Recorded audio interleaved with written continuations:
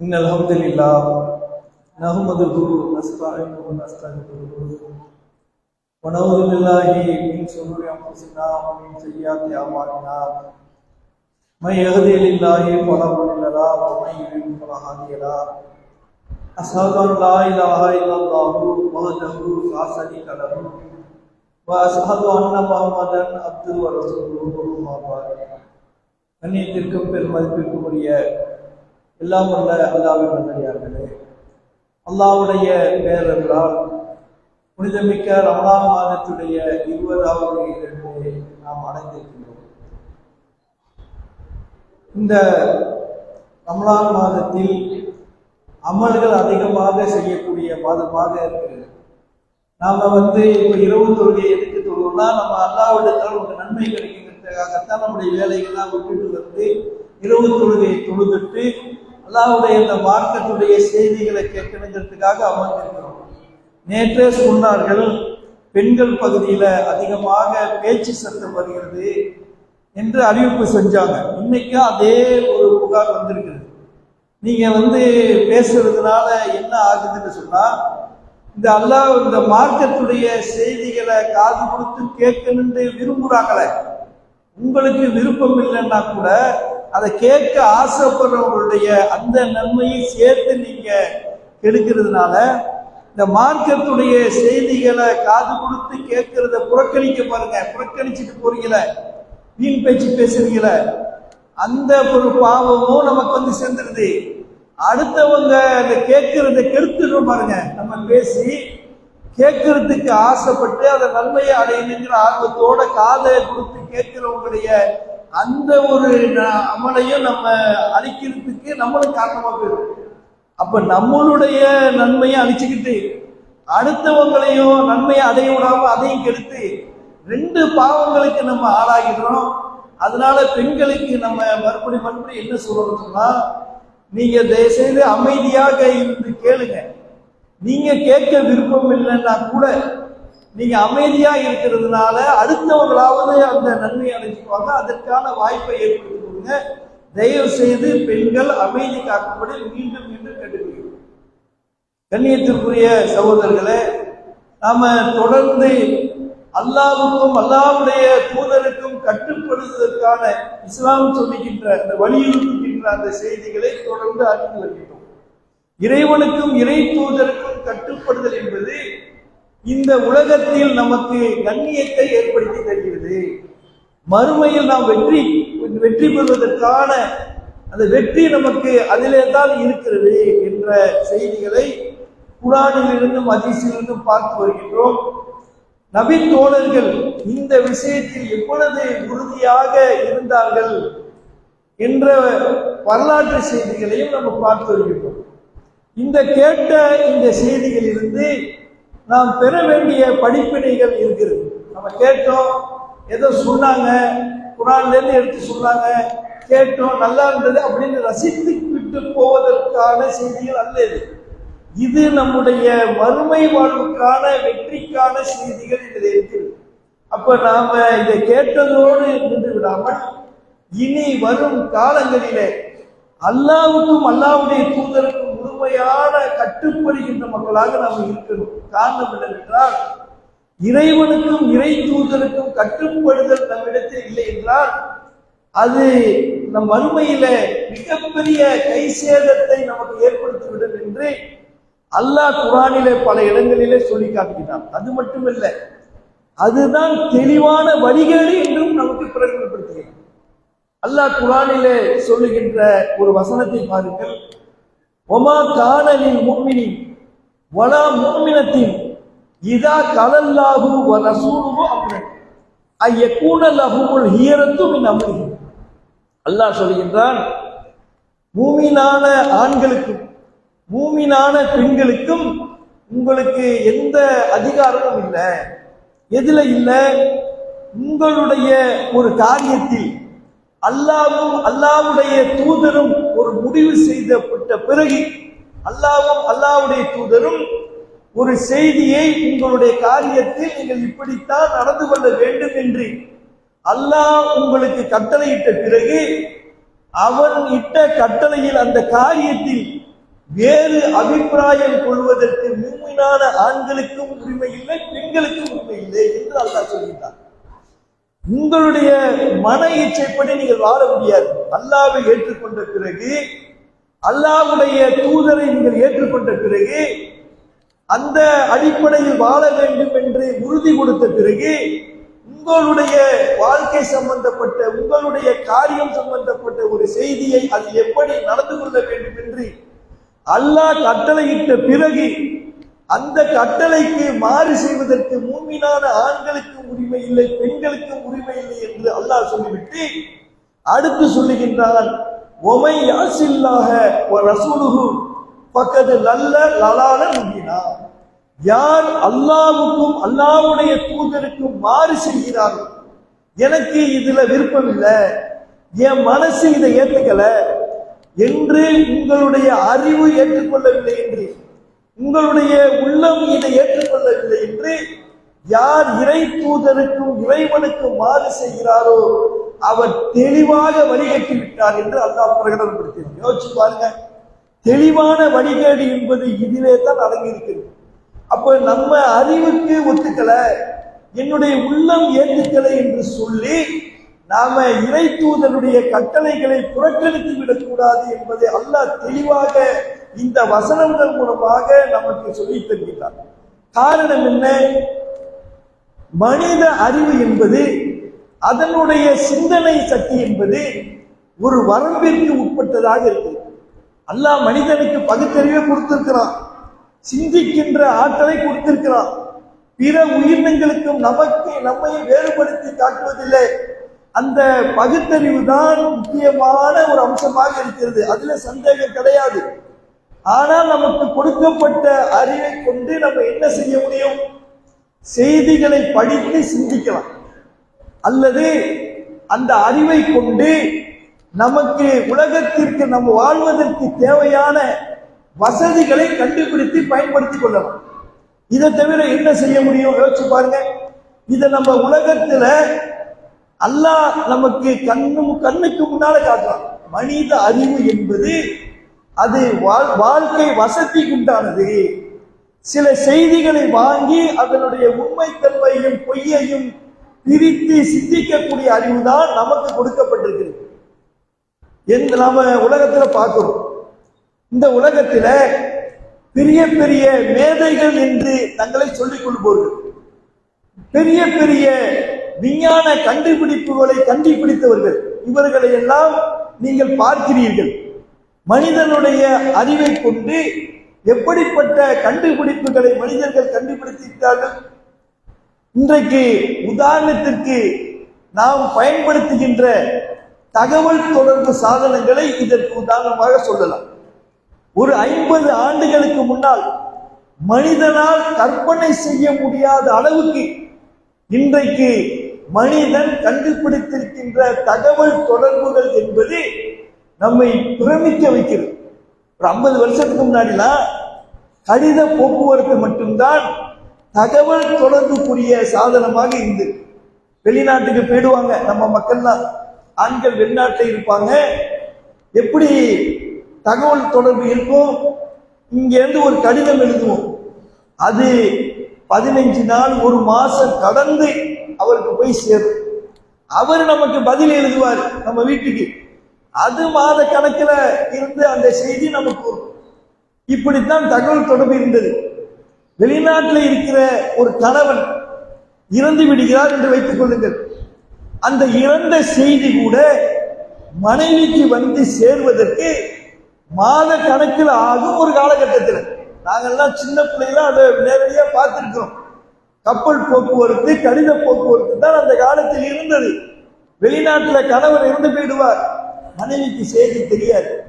அங்கேருந்து கடிதத்தில் யாராவது அவருடைய நண்பர்கள் உறவினர்கள் கடிதம் எழுதி அந்த தகவல் அந்த வீட்டுக்கு வந்து அதுக்கு அப்புறம்னா இதாவே இருப்பாங்க. அந்த அளவுக்கு தான் தகவல் தொடர்பு ஒரு காலத்தில் இருந்தது. ஆனா இன்னைக்கு பாருங்க, எப்படிப்பட்ட ஒரு கண்டுபிடிப்புகளை மனிதன் தன்னுடைய அறிவினால் கண்டுபிடித்திருக்கிறான். ஏதோ ஒரு நாட்டில் எங்கேயோ ஒரு மூலையில ஒருவர் இருக்கிறார், அவரோடு நேரடியாக நேருக்கு நேர் நின்று பேசிக் கொள்வதை போல அவரோட நம்ம பேசுகிறோமே, இது மனிதனுக்கு இறைவன் கொடுத்த அறிவை கொண்டு அவன் கண்டுபிடித்திருக்கிறான். இங்கேருந்து செவ்வாய் கிரகத்துக்கு சந்திரனுக்கு ராக்கெட்டை விடுறான். சேட்டலைட் மூலமாக பல அற்புதங்களை மனிதன் கண்டுபிடித்திருக்கிறான். இது மனிதனுடைய அறிவுக்கு மிகப்பெரிய உதாரணமாக இருக்குது. ஆனால் இப்படியெல்லாம் கண்டுபிடித்த மனிதன் இன்னொரு பக்கம் பாருங்க, அவனுடைய அறிவு வேற மாதிரி வேலை செய்யுது. பொழுது பண்ணிக்கிறார், பெரிய மேதன் சொல்லியிருக்கிறார், பெரிய அறிவாளி என்று சொல்லிக் கொள்கிறார். ஆனால் இப்படிப்பட்ட மனிதர்கள் ஒரு கற்சிலையை கடவுள் என்று நம்புகிறார். கல்ல போய் கடவுள் நினைக்கிறோமே, இது எப்படி நமக்கு கடவுளாக இருக்க முடியும்? இந்த சிலையை நம்மை போன்ற ஒரு மனிதன் ஒரு மலையில் இருந்து இந்த கல்லை வெட்டி எடுத்து கொண்டு வந்து அதற்கு வண்ணம் பூசி அதற்கு ஆடை அணிவித்து அதற்கு ஆபரணங்கள் கூட்டி ஒரு பீடத்தை உண்டாக்கி அதிலே நம்ம தானே வச்சோம். நம்மளே அதை வைத்து விட்டு அதை நாமே கடவுள் என்று அதை விழுந்து கும்பிடுகின்றோமே, இது எப்படி சரியாகும் என்ற சிந்தனை இப்படிப்பட்ட கண்டுபிடிப்புகள் கண்டுபிடித்த அறிவாளிகளுக்கு வந்ததா? யோசிச்சு பாருங்க. அப்ப மனிதனுடைய அறிவு உலக சாதனங்களை கண்டுபிடிப்பதற்கு பயன்படுகிறதே தவிர நேர்வழிக்கான வழியை காட்டுவதற்கு மனித அறிவு பயன்படாது. எவ்வளவோ படித்த மக்களை பார்க்கிறோம். பெரிய பெரிய படித்தவர்கள் தான் அதிகமான குற்றங்களில் இன்றைக்கு ஈடுபடுகிறார்கள். பெரிய அதிகாரியா இருக்கிறாங்க. அதிகாரியா யாரு வருவான்? படிச்சவன் தான் வருவான். அதை படித்தவன் என்ன செய்யறான்? சாதாரண அன்றாட கூலி வேலை செய்கின்ற ஒரு ஏழை இடத்துல போய் அவனுக்கு ஏதாவது காரியத்தை செய்து கொள்கின்ற பொறுப்பு கடமை அவனுக்கு இருக்கிறது. அந்த கடமையை செய்வதற்கு எனக்கு 1000 கொடு, எனக்கு 2000 கொடுத்தாதான் அந்த வேலை செய்வேன் என்று லஞ்சம் வைக்கிறானே, இதை யார் செய்யுது? படித்தவன் செய்யறான். அப்ப அவனுடைய படித்த அறிவு அவனுக்கு சரியான பாதையை காட்டவில்லை. பார்த்தீங்களா? இன்றைக்கு சைபர் கிரைம்கள் அதிகமாக நடக்கிறது. சைபர் குற்றங்கள் ஆன்லைன்ல இந்த பண மோசடிகள்லாம் நடக்குது பாருங்க. இந்த மோசடியில் ஈடுபடும் யார்? எங்களை மாதிரி பாமரர்கள் ஈடுபடுகிறார்களா? படிக்காதவர்கள் ஈடுபடுகிறார்களா? யாரெல்லாம் அந்த துறையிலே வல்லுநர்களாக அதுக்கென்று படித்தவனா இருக்கிறார்களோ அவன் தான் இந்த காரியத்தை செய்கிறான் என்று சொன்னால் அவனுடைய படிப்பு அறிவு இதுவெல்லாம் அவனுக்கு சரியான பாதையை காட்டவில்லை. அப்ப சரியான பாதையை யார் காட்டுவார்கள் என்றால் இந்த மனிதனை படைத்து அவனுடைய பலம் எது, பலவீனம் எது, என்ன கொடுத்தால் அவன் சரியான பாதையில் செல்லுவான் என்ற எல்லாம் அறிந்த இறைவன் ஒருவனால் தான் இந்த மனித சமுதாயத்திற்கு சரியான வழிகாட்ட முடியும் என்ற அடிப்படையில் தான் அல்லாஹ் சுப்ஹானஹு வ தஆலா குர்ஆனிலே சொல்கின்றான், மனிதனே உனக்கு நான் கொடுத்த அறிவை கொண்டு நீ நேர்வழியில் நடக்கவே முடியாது. உன்னுடைய அறிவு அதற்கான அறிவு இல்லை.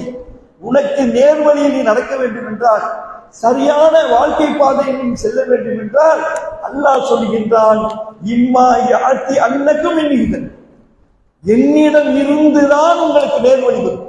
நேர்வழி எங்க வரும்? அந்த அறிவு உங்களுக்கு கொடுக்கப்படல. நான் தான் உங்களுக்கான நேர்வழியை காட்டுவேன். யார் நான் தருகின்ற அந்த நேர்வழியை முறையாக கடைபிடிக்கிறார்களோ, பின்பற்றுகிறார்களோ, வலா ஹவுஃபுன் அலைஹிம் வலா ஹும் யஹ்சனூன் என்று அல்லாஹ் சொல்கிறார். அப்படி என்றால் மனிதர்களுக்கு ஏன் இதை தெளிவான வழிகேடு அல்லாஹ்வுக்கு கட்டுப்படவில்லை என்றால், அல்லாஹ்வுடைய தூதருக்கு கட்டுப்படவில்லை என்றால், அவர்கள் தந்த நேர்வழியை விட்டு நீங்கள் தடமாறி செல்கிறீர்கள் என்றால் அதுதான் தெளிவான வழிகேடு என்று அல்லாஹ் சொல்லுவது இந்த காரணத்தினால் தான் என்பது நாம் விளங்கிக் கொள்ள வேண்டும். இன்றைக்கு திருக்குர்ஆன் இருக்கிறது. இந்த திருக்குர்ஆன் என்கின்ற இந்த வேதம் எப்படிப்பட்ட வேதம்? இன்னும் சொல்ல போனால் இந்த இறை தூதருக்கு கட்டுப்படுதல் என்பதை போல விஷயங்களை நாம பார்த்தோம். இந்த 5 நாட்களும் இறை தூதருக்கு கட்டுப்பட வேண்டியதன் அவசியத்தை நாம பார்த்தோமே. இப்படி ஒரு இந்த ஊரது செய்திகள் சொல்லப்பட்டாலும் ஏன் எல்லோரும் அந்த இறை தூதருடைய அந்த கட்டளையை மீறி விடுகிறார்கள்? நம்ம யோசிச்சு பார்க்கணும். புலதி செய்தி சொல்றோம், அதுதான் நேர்வழி என்று சொல்லும், அதுதான் மறுமையில வெற்றி பெற வைக்கும் என்று சொல்லும். அதை நம்ம மீறிவிட்டோம் என்றால் அது மிகப்பெரிய கேடாக மறுமையிலே நமக்கு நம்முடைய கை சேதத்திற்கு நம்மை தள்ளிவிடும் என்றெல்லாம் போதனை செய்யப்பட்டாலும் கூட எல்லோரும் அதை சரியாக கடைபிடிக்கிறார்களா? முஸ்லிம்கள் கூட அல்லாஹ்வை நம்புகிறோம், இறை தூதரை ஏற்றுக்கொண்டோம், மறுமையை நம்புகின்றோம். ஆனாலும் நாம் ஏன் அதை முறையாக நம் மக்கள் கடைபிடிக்கவில்லை என்று சொன்னால், யாருக்கு அந்த கடைபிடிக்க வேண்டும் என்ற எண்ணம், அந்த உந்துதல் ஏற்படும் என்றால், யாருடைய உள்ளத்திலே இறை அச்சம் இருக்கிறதோ, அல்லாஹ்வை பற்றிய பயம் இருக்கிறதோ, அவர்கள்தான் இந்த நேர்வழியை முறையாக கடைபிடிப்பார்கள் என்று அல்லாஹ் பல இடங்களிலே குர்ஆனிலே சொல்லி காட்டுகின்றார். நீங்கள் திருக்குர்ஆனை எடுத்துக்கொள்ளுங்கள். உதாரணத்திற்கு திருக்குர்ஆனை பற்றி அல்லாஹ் என்ன சொல்கின்றார்? அஃபலா யததப்பரூனல் குர்ஆன், இந்த குர்ஆனை நீங்கள் சிந்திக்க மாட்டீங்களா? வலவ் கான இந்த கைரில்லாஹி லா வஜது ஃபீ இக்திலாஃபன் கஸீரா, இந்த திருக்குர்ஆனிலே எந்த முரண்பாடுகளை நீங்கள் காண மாட்டீர்கள். இந்த திருக்குர்ஆனை நீங்கள் சிந்தித்தீர்கள் என்றால் இந்த திருக்குர்ஆனிலே முரண்பாடுகளை நீங்கள் காண மாட்டீர்கள். முன்னுக்கும் பின்னுக்கும் முரணாக பேசுகின்ற எந்த செய்தியும் இந்த திருக்குர்ஆனிலே கிடையாது என்று திருக்குர்ஆனை பற்றி அல்லாஹ் குர்ஆனில் சொல்கின்றார்.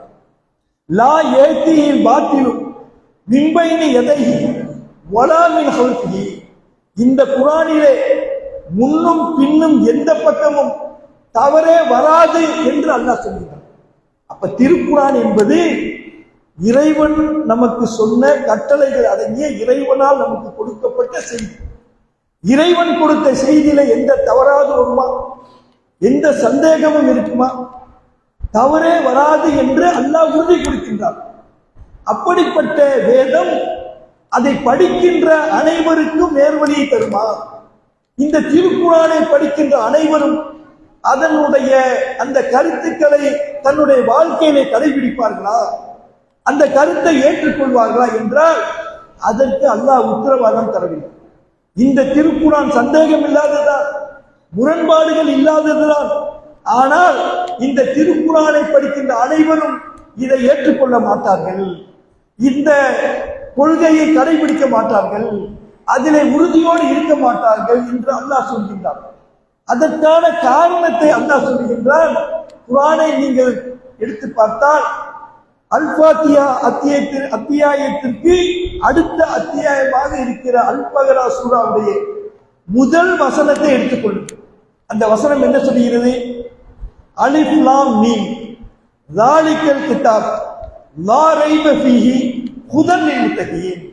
அல்லாஹ் சொல்கின்றான், இது வேதம், இந்த வேதம் எந்தவித சந்தேகமும் இல்லாத, சந்தேகத்திற்கு இடம் இல்லாத தெளிவான கருத்துக்களை கொண்ட இந்த வேதம் யாருக்கு நேர்வழி காட்டும் என்றால் இறை அச்சம் உடையவர்களுக்கு தான் நேர்வழி காட்டும் என்று அல்லாஹ் சொல்றான். அப்ப அல்லாஹ்வுடைய கட்டளையை, அல்லாஹ்வுடைய தூதருடைய கட்டளைகளுக்கு யார் கட்டுப்பட்டு நடப்பார்கள் என்றால், யாருடைய உள்ளத்திலே அல்லாஹ்வை பற்றிய அச்சம் இருக்கிறதோ, இந்த இறை தூதருடைய கட்டளைகளை நாம் மீறினால், இந்த இறை தூதருக்கு நாம் மாறு செய்தால், அல்லாஹ்வுடைய கட்டளையை நாம் அலட்சியம் செய்தால் இறைவனுடைய தண்டனையிலிருந்து நான் தப்ப முடியாது. மறுமையிலே அந்த கொடிய வேதனையிலே நான் வேதனைப்படுத்தப்படுவேன், அந்த கொழுந்து விட்டு எரிகின்ற நரகத்தில் நான் தள்ளப்படுவேன் என்ற அச்சம், என்ற பயம் யாருடைய உள்ளத்திலே இருக்கிறதோ அவர்கள்தான் இறைவனுக்கு கட்டுப்படுவார்கள், இறை தூதருக்கு கட்டுப்படுவார்கள் என்று அல்லாஹ் சொல்கிறார். இன்னொரு இடத்திலே அல்லாஹ் சொல்கிறான் பாருங்க, ஹாதா பயானுன் லின்னாஸ், இது மனிதர்களுக்கு தெளிவான விளக்கம். திருக்குர்ஆன் எப்படி ஒட்டுமொத்த உலகத்தில் உள்ள அத்தனை மனிதர்களும் சந்திக்கின்ற எல்லா பிரச்சனைகளுக்கும் தெளிவான தீர்வு இந்த குர்ஆனிலே இருக்கிறது. ஹாதா பயானுன் லின்னாஸ், மனிதனுக்கு தெளிவான விளக்கம் இந்த குர்ஆன். ஆனால் இந்த குர்ஆன் யாருக்கு நேர்வழி காட்டும் என்றால் ஹுதன் வ மௌஇலத்தன் லில் முத்தகீன், இறை அச்சம் உடையவர்களுக்கு தான் இது நேர்வழியாகும், அறிவுரையாகும். யார் இதை கடைபிடிப்பார்கள்? உள்ளத்திலே அல்லாஹ்வுடைய அச்சம் இருக்கும், இறைவனை பற்றிய பயம் இருக்க வேண்டும். அந்த பயம் யாருடைய உள்ளத்தில் இருக்கிறதோ அவர்கள் தான் இந்த நேர்வழியை கடைபிடிப்பார்கள் என்று அல்லாஹ் சொல்கிறான். என்றால் அந்த இறை அச்சத்தை உங்களுடைய உள்ளத்தில் ஏற்படுவதற்கான பயிற்சி தான் இந்த நோன்பு. நோம்புண்டா சும்மா நீங்க ஏதோ ஒரு வணக்கம் அல்லாஹ் 5 கடமை நமக்கு சொல்லியிருக்கிறான், அந்த 5 கடமையில நம்ம இது ஒரு வணக்கம் என்று சொல்லி அதை ஒரு சடங்காக சம்பிரதாயமாக நீங்கள் செய்தீர்கள் என்றால் அந்த நோம்பினால் எந்த ஒரு பலனும் நமக்கு மறுமையிலே கிடைக்க போகுது. எந்த காரணத்திற்காக இந்த நோன்பை அல்லாஹ் கடமையாகும்? இறை அச்சத்தை உங்களுடைய உள்ளத்திலே ஏற்படுத்துவதற்கு, அல்லாஹ்வை பற்றிய பயத்தை ஏற்படுத்துவதற்கு. மூமின்கள் என்று சொன்னால் அவருடைய உள்ளத்திலே இறைவனுடைய அச்சம் இருக்க வேண்டும். அதைத்தான் அல்லாஹ் மூமின்களுடைய முக்கியமான ஒரு பண்பாக குர்ஆனிலே சொல்வதை பார்க்கிறோம். அல்லதீன துக்கிரல்லாஹு வஜிலத் குலூபுஹும். அல்லாஹ் சொல்றான், மூமின்களுக்கு, இறைவனை நம்பியவர்களுக்கு அல்லாஹ்வை பற்றி சொல்லப்பட்டார். அல்லாஹ் இப்படி சொல்லி இருக்கிறாப்பா, அல்லாஹ்வுடைய தூதர் இப்படி சொல்லி இருக்கிறாங்கப்பா என்று சொல்லப்பட்டால் அவருடைய உள்ளங்கள் கிடுகிடுவென்று நடுங்கிவிடும். அல்லாஹ் சொல்றான், இந்த அச்சம், அல்லாஹ் இப்படி சொல்லியிருக்கிறானா, நான் இதுக்கு மாற்றமா செய்கிறேனா என்று அவருடைய உள்ளம் கிடுகிடுவென்று நடுங்கிவிடும். அவனுடைய வசனங்களை கொண்டு அவர்களுக்கு அறிவுறுத்தப்பட்டால், இதோ திருக்குர்ஆனை பார், இப்படி சொல்லி இருக்கிறார், இதோ அல்லாஹ்வுடைய தூதருடைய செய்திகளை பாருங்கள், இறை தூதர்கள் இப்படி வழிகட்டி இருக்கிறார்கள் என்று அவர்களுக்கு அறிவுறுத்தப்பட்டால் அவர்களுடைய ஈமான் அதிகரிக்கும். அப்படியா, அல்லாஹ்வுடைய தூதர் இப்படி சொல்லியிருக்கிறாங்களா, நான் வேற மாதிரி நினைச்சிட்டு இருந்தேனே, என்னுடைய கருத்தை நான் தூக்கி விட்டிருக்கிறோம் என்று அவருடைய ஈமான் அதிகரிக்கிறார். அல்லாஹ்வுடைய தூதர் சொல்லித்தான் இருக்கிறாங்க, என்ன செய்யறது, நமக்கு இப்ப இதை கடைபிடிக்க என்று சொன்னால் இது இரையச்சமா? யோசிச்சு பாருங்க. நம்ம அப்படித்தானே சொல்றோம். பல கட்டங்களிலே நம்முடைய நிலை எப்படி இருக்குது? அல்லாஹ்வுடைய தூதருடைய அந்த கட்டளைகளை சொல்லும் பொழுது நம்மிடமிருந்து வருகின்ற வார்த்தை உண்மைதான், அல்லாஹ்வுடைய தூதர் இப்படித்தான் சொல்லி இருக்கிறாங்க, ஆனால் என் குடும்பத்தை நான் பகைத்துக் கொள்ள முடியவில்லை, என் நண்பர்களை நான் பகைத்துக் கொள்ள முடியவில்லை, என் உறவினர்களை நான் பகைத்துக் கொள்ள முடியவில்லை என்று இறை தூதருடைய கட்டளைகளை அலட்சியம் செய்கின்றவே. உலகத்தில் உள்ள மனிதர்களை பகைத்துக் கொண்டால் உலகத்திலே சின்னஞ்சிறிய அற்பமான இழப்புகளைத்தான் நீங்கள் சந்திப்பீர்கள். அல்லாஹ்வுடைய கட்டளையை புறக்கணித்தால் மறுமையிலே அல்லாஹ் இடத்தின் முன்னால் நீங்கள் எப்படி நிற்பீர்கள்? யோசிச்சு பாருங்க. உலகத்துல மனுஷன் நம்ம என்னங்க செய்வான்? சும்மா ஏசுவான், பேசுவான், தொடர்புகளை நிப்பாட்டிக்குவான். இதை தவிர என்ன செய்ய முடியும்? அல்லாஹ்வுக்காக இந்த ஒரு விளைவை கூட நாம் தாங்கிக் கொள்ள முடியவில்லை என்றால் அல்லாஹ் இடத்திலே சென்று இதற்கான காரணத்தை சொல்லி நாம் தப்பிக்க முடியுமா? ஏண்டா புறக்கணிச்ச? என்னோட சொந்தக்காரங்க ஒத்துக்கல, என் உமா அப்பா ஒத்துக்கல சொல்ல முடியுமா? அப்ப உம்மா தாய் தந்தையை விட நான் உனக்கு தேவையில்லாதவனாக ஆகிவிட்டேனா என்று அல்லாஹ் கேட்பானா இல்லையா?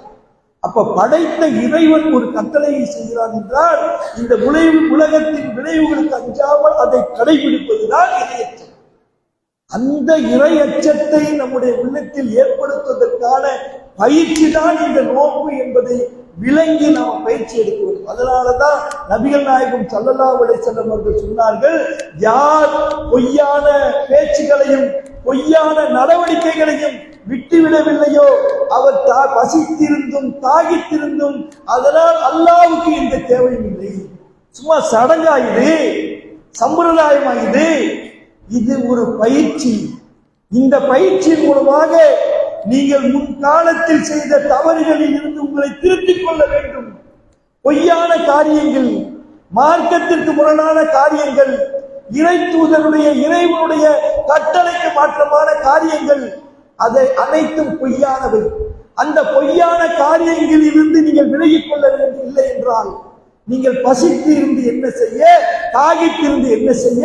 அதனால் அல்லாஹ்வுக்கு என்னப்பா இருக்குது? அல்லாஹ்வுடைய கஜானா நிறைஞ்சிடுமா? அவனுடைய அந்தஸ்து கூடிடுமா? இந்த உலகத்தில் உள்ள அத்தனை மனிதர்கள் ஒன்று சேர்ந்து அல்லாஹ்வை நாங்கள் வணங்க மாட்டோம் என்று நீங்கள் முடிவு செய்தால் கூட அதனால் அல்லாஹ்வுக்கு எந்த அவருடைய புகழுக்கு அவனுடைய பண்புக்கு எந்த ஒரு குறையும் ஏற்படாது.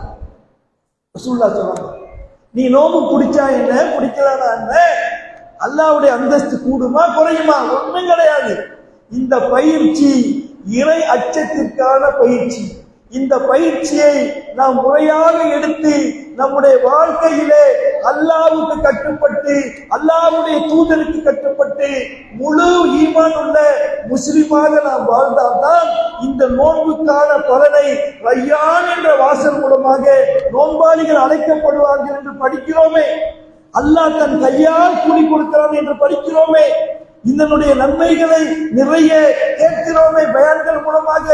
அந்த நன்மைகளை நாம் அடைந்து கொள்ள வேண்டும் என்றால் அல்லாஹ்வுக்கு அல்லாஹ்வுடைய தூதருக்கு முழுமையாக கட்டுப்பட்ட முஸ்லிம்களாக மாற வேண்டும். அதுதான் நம்முடைய இறையச்சத்திற்கான அடையாளம் என்பதை விளங்கி அதை கடைபிடிக்கின்ற மக்களாக நாம் ஆக வேண்டும் என்று கூறியவனாக இந்த உரையை நிறைவு செய்து கொள்கிறேன். வாஹிர தாவானா அல்ஹம்துலில்லாஹி ரப்பில் ஆலமீன். அஸ்ஸலாமு அலைக்கும் வரஹ்மத்துல்லாஹி வபரகாத்துஹு.